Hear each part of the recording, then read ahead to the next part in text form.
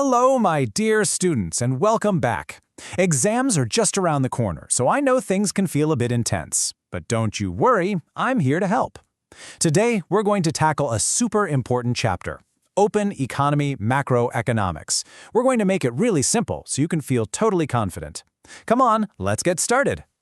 So here's our game plan. We're going to go step by step, starting with the basics and building our way up. By the end of this, you'll be ready for any question that comes your way. All right, first things first. What in the world is an open economy? And why is it so important that we have a whole chapter on it? Let's dive in. To put it simply, an open economy is a country, just like our India, that trades and interacts with the rest of the world. We buy things from other countries and we sell things to them. It's not a closed box. It has lots of connections to everyone else. So, how do we connect? Well, there are three main ways. The output market is all about goods. We import phones, we export our amazing spices. Then there's the financial market, where we can buy shares in foreign companies. And of course, the labor market, with people moving for work. I'm sure you know someone who works in Dubai or Canada. Now, for your exam, we're going to focus mainly on the first two. Okay, let's move on to a very important topic. I can almost guarantee you'll see this on your exam, so listen closely. We're talking about the balance of payments, or BoP. Now, I know that definition sounds a bit heavy, but trust me, the idea is really simple.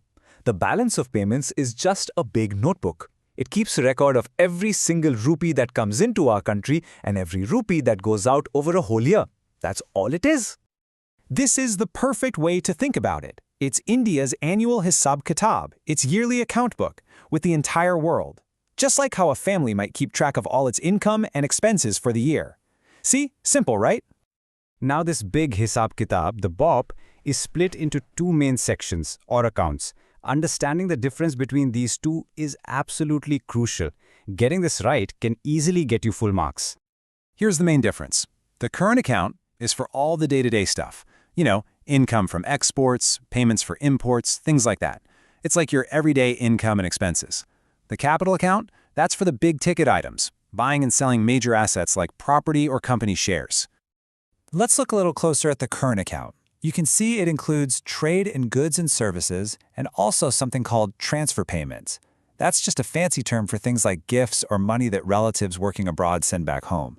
Think of it like your pocket money, what you spend, and maybe a little extra gift you get. And here's the capital account. This is all about the big stuff. Huge investments, like a foreign company building a factory here, or our country taking large loans. This isn't pocket money. This is like your family buying a new house or a car. So here's a great way to remember. Current is about the flow of money, while capital is about the stock of assets.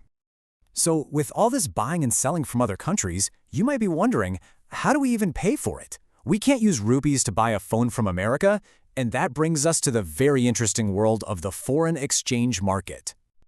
Exactly. That new iPhone has a price in US dollars. So to buy it, we first need to get our hands on some dollars. And that's what creates a demand for foreign currency. Anytime we want to buy something from another country, we create a demand for their money. And the rate we use to swap our money for theirs is called the foreign exchange rate. It's really just the price of their currency. For example, if the rate is 80 rupees to the dollar, it means we have to pay 80 rupees to get just $1 US. So who decides this price? Is it the government, the market? Well, there are actually two main ways this works, and the difference between them is a favorite question for the examiners. It's actually pretty straightforward. In a flexible rate system, the market is the boss. The price changes based on demand and supply, just like the price of anything else.